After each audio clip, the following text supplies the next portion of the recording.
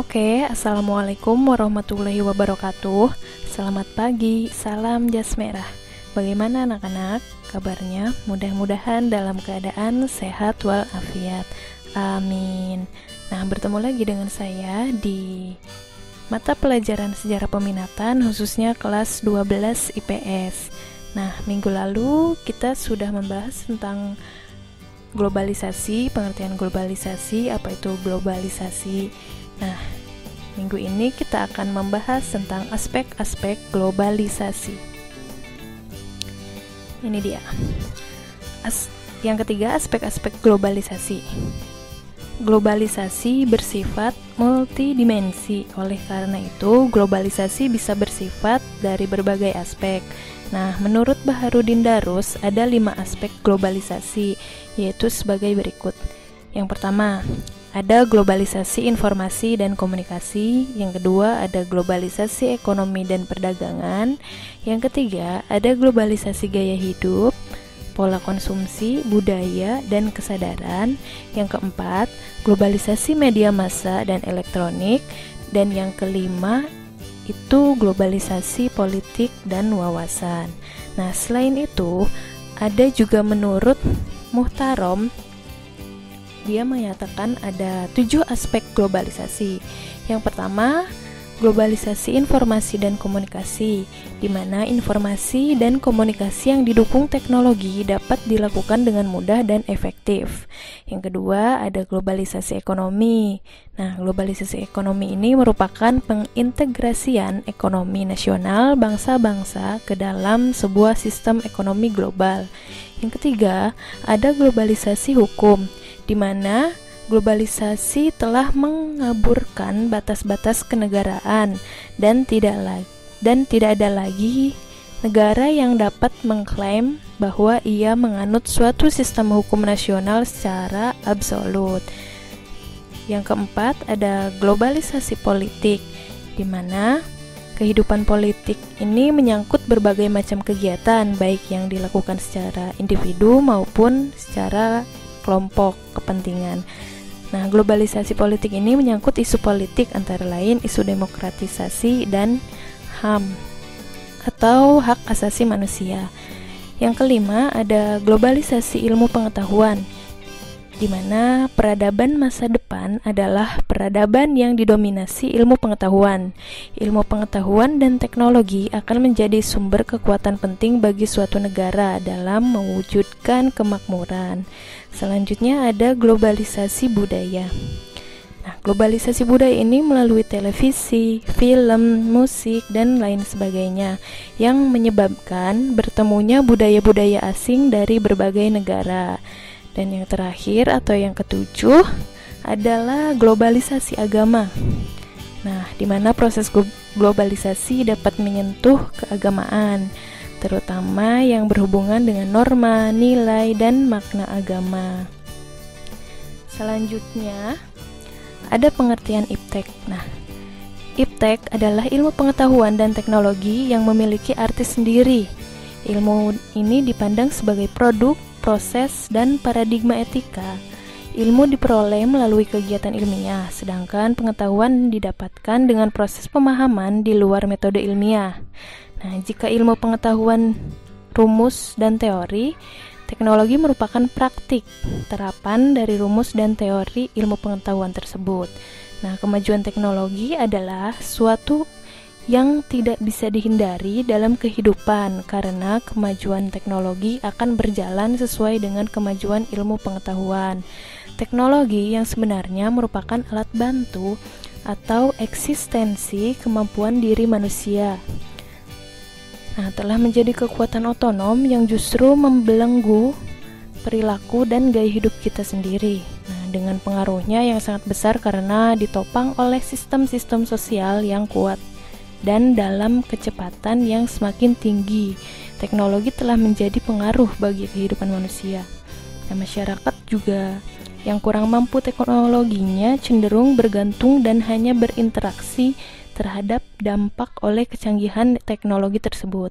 Nah, teknologi ini berasal dari bahasa Yunani, yaitu tekne yang berarti pekerjaan, dan logos yang berarti suatu peralatan, prosedur, dan metode yang digunakan dari berbagai cabang industri.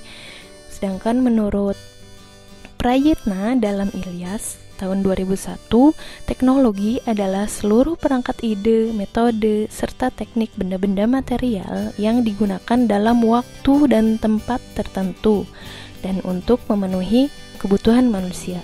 Sedangkan menurut Mardianto tahun 1993, teknologi adalah suatu perilaku produk informasi dan praktik-praktik baru yang belum banyak diketahui, diterima, dan digunakan atau diterapkan oleh masyarakat dalam suatu lokasi tertentu dalam rangka mendorong terjadinya perubahan individu atau seluruh warga masyarakat.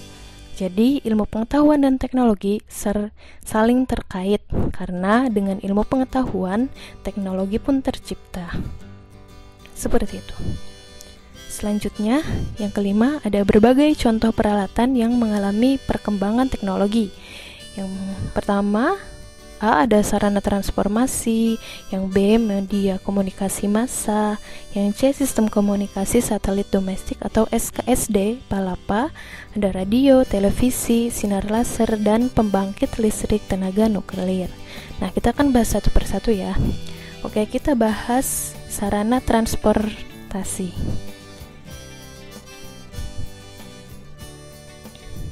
Oke, sarana transportasi juga dibagi menjadi 3, ada sarana transportasi darat, ada sarana transportasi udara, dan juga sarana transportasi laut. Kita akan membahas tentang sarana transportasi darat terlebih dahulu. Nah, penggunaan roda dikenalkan pertama kali oleh bangsa Hyksos pada tahun 1675 sebelum Masehi. Nah, penemuan mesin uap ditemukan oleh James Watt pada tahun 1769. Membawa perubahan besar karena transportasi seperti kapal, lokomotif, dan mobil dijalankan dengan mesin uap. Dengan berkembangnya sektor perhubungan atau transportasi berperan untuk hal-hal seperti yang di bawah ini. Yang pertama ada meningkatkan produksi dan jasa. Yang kedua ada meningkatkan arus wisata. Yang ketiga memperlancar arus informasi. Dan yang keempat memperlancar arus barang dan manusia. Nah, selain itu, dalam bidang perhubungan juga berperan suatu jalan raya ya untuk media dan melintasi lalu lintas yang sangat penting gitu. Nah, untuk itu pemerintah mengerahkan pembangunan transportasi pada upaya rehabilitasi dan pemeliharaan jalan raya yang sudah ada. Nah, selama tahun 1990-an perhatian difokuskan pada pembangunan jalan raya di daerah-daerah pusat produksi dan jalan raya yang menghubungkan ke daerah-daerah tempat pemasaran hasil industri. Nah, pada tahun 1993 atau sampai 1994, 152 km jalan raya dibangun di wilayah Irian Jaya, Papua. Nah, di daerah Sulawesi sepanjang 46 km, di daerah Kalimantan sepanjang 248 km, dan di daerah Maluku sepanjang 23 km. Nah, di sini ada pembangunan jalan raya ya.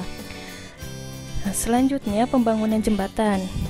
Nah, pembangunan jembatan ini contohnya seperti jembatan Membrano di Irian Jaya dan jembatan Barito di Kalimantan yang mengatasi meningkatnya tuntutan transportasi yang cepat di kota-kota seperti Jakarta. Telah dibangun beberapa ruas tol dan jalan layang, misalnya Jalan Tol Cawang, Jalan Layang Semanggi, Jalan Layang Tomang, Jalan Tol Lingkar Jakarta. Nah, di samping itu juga dilakukan pembangunan sarana angkutan menggunakan kereta api. Nah, sehingga setelah jembatan dibentuklah pembangunan rel kereta api ya untuk memperlancar transportasi darat. Nah, pembangunan kereta api pertama di Indonesia dibangun pada masa kolonial Belanda.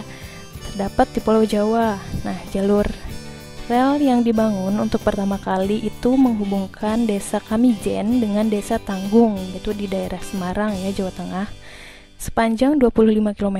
Nah, pembangunan rel kereta api ini ditandai dengan pencangkulan pertama oleh Gubernur Jenderal Hindia Belanda, yaitu MRLIC Baron Slot van den Biel pada tanggal 17 Juni 1864.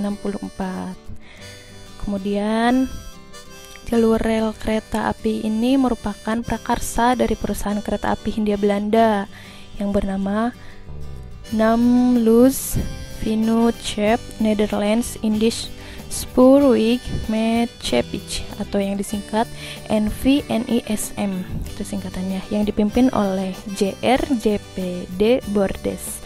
Nah, jalur kereta api ini dibuka untuk umum pada tanggal 10 Agustus 1867. Nah, kemudian jalur kereta api yang pertama itu dilanjutkan hingga sampai ke Yogyakarta dan Solo. Kemudian pada tahun 1922 di Sulawesi Selatan juga telah dibangun jalur kereta api sepanjang 47 km yang menghubungkan Makassar dengan Takalar. Nah, seperti itu. Selanjutnya, bangsa Jepang tadi kan bangsa Hindia Belanda yang menguasai. Nah, kemudian bangsa Jepang. Nah, setelah terjadi penyusutan. Nah, penyusutan ini terjadi karena lebih dari 901 km jalur kereta api itu hilang. Hilangnya jalur kereta api ini juga diduga dibongkar oleh pasukan Jepang dan diangkut ke Myanmar untuk pembangunan jalur kereta api di sana. Pada masa pendudukan Jepang, pembangunan jalur kereta api dilakukan antara di Bayah sampai Cikarang, yaitu daerah Banten ya, sepanjang 83 km. Kemudian dilakukan pembangunan jalur Muaro hingga Pakanbaru sepanjang 22 km. Nah, pembangunan jalur kereta api ini dilakukan pada masa pendudukan Jepang yang mengerahkan tenaga romusa atau pekerja paksa dan banyak menelan korban. Seperti itu. Setelah itu Indonesia merdeka pada tanggal 17 Agustus 1945. Karyawan kereta api yang bergabung dalam Angkatan Muda Kereta Api atau AMKA mengambil alih perusahaan kereta apian dari pihak Jepang, dan peristiwa bersejarah ini terjadi pada tanggal 28 September 1945 dan kemudian diperingati sebagai Hari Kereta Api Indonesia. Hari penting itu ditandai dengan pembentukan Jawatan Kereta Api Republik Indonesia atau DKARI. Nah, selanjutnya sejak Indonesia merdeka, kereta apian Indonesia semakin bertambah pesat walaupun telah berkali-kali mengalami perubahan nama perusahaan yang mengelolanya seperti menjadi perusahaan negara kereta api atau yang disingkat PNKA pada tanggal 25 Mei 1963. Selanjutnya berubah lagi menjadi perusahaan Jawatan Kereta Api atau yang disingkat PJKA pada 15 September 1971. Dan pada tanggal 2 Januari 1991 diubah nama menjadi Perusahaan Umum Kereta Api atau Perumka. Ini Perumka ya. Nah, untuk mempersingkat waktu dan mempercepat jarak tempuh, Perumka dengan persetujuan pemerintah Republik Indonesia mengoperasikan kereta cepat. Oleh karena itu, pada bulan Agustus 1995, penggunaan kereta api cepat yang dinamakan Argo Bromo dan Argo Gede telah diresmikan oleh Presiden Soeharto. Nah, seperti itu tadi seputar alat transportasi darat ya. Nah, selanjutnya sarana transportasi laut. Nah, coba kalian lihat gambar ini. Apakah kalian tahu? Mungkin udah dibahas ya di kelas 10, kelas 11. Nah, ya ini namanya perahu bercadik. Nah, perahu bercadik ini merupakan gambar yang ada di Candi Borobudur. Nah, kapal laut ini merupakan sarana yang penting di dalam aktivitas hubungan antara masyarakat dan pulau yang satu dengan pulau yang lainnya. Hal ini juga menyebabkan bangsa Indonesia mendapat julukan bangsa pelaut. Karena ada yang tahu nggak karena apa?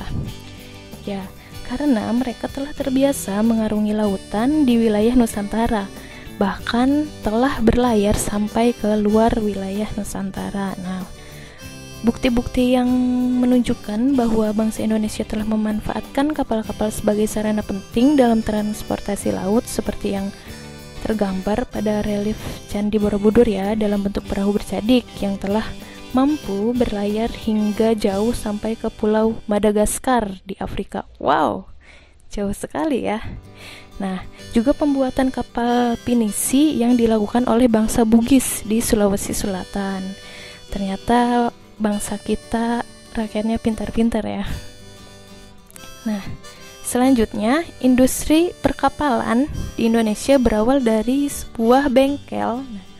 Sebuah bengkel tempat mereparasi kapal. Kemudian bengkel itu berkembang menjadi industri yang merancang dan membangun kapal sebagai sarana transportasi laut yang dioperasikan oleh PT Pelayaran Nasional Indonesia atau yang disingkat PT Pelni.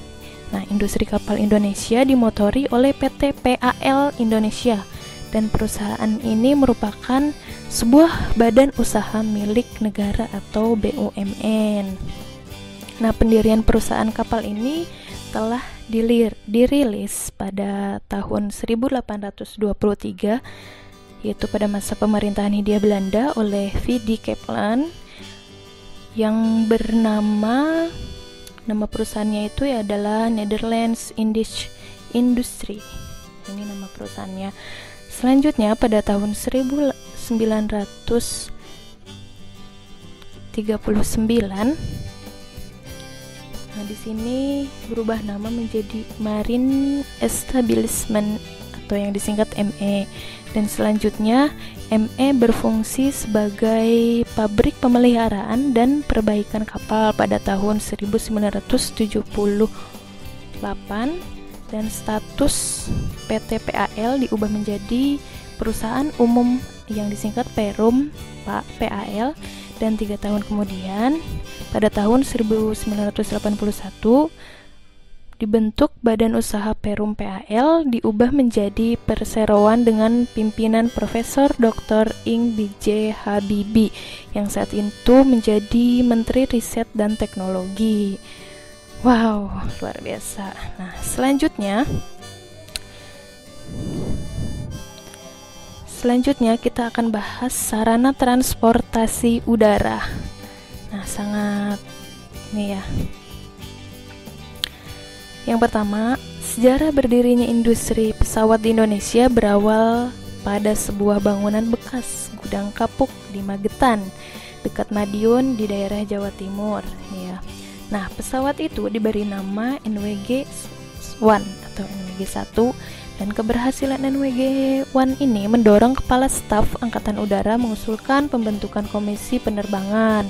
Selanjutnya pesawat itu diberi nama NWG-1 karena berhasil mendorong Kepala Staf dan mengusulkan pembentukan Komisi Penerbangan tersebut. Nah,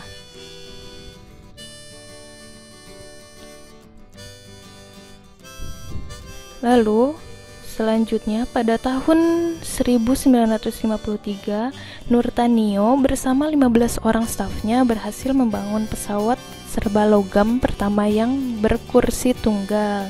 Selanjutnya Nurtanio ini menjalin hubungan kerjasama nih dengan pabrik pesawat asing, yaitu pabrik pesawat Chekhov namanya, dari Polandia. Dan selanjutnya pada tahun 1976, industri pesawat yang dirilis Nurtanio ini diberi nama PT Industri Pesawat Terbang Nurtanio atau yang disingkat IPTN. Selanjutnya nih semakin berkembang ya ke sini. Tahun 2003, IPTN diubah menjadi PT Dirgantara Indonesia atau yang disingkat PTDI. Dan selanjutnya Garuda Indonesia, Merpati, Mandala, dan Buruk.